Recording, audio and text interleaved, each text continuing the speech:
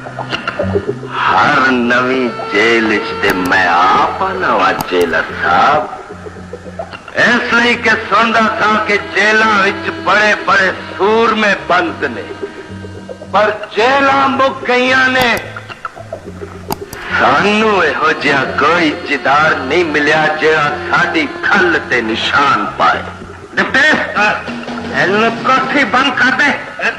बस अलार्म बजा, टिकटिकी ते चढ़ा, कोड़े मार, कुछ तू ही साडी खल नू नरम कर जेलर साहब। किधरे ये ना होवे कि तेरी जेल नू नूरी नत दी रगड़ वजे ते तेरी जेल ही टुट जाए। मेरी सिर्फ ऐनी दुआएं लता कि तू इंसान बन जाए।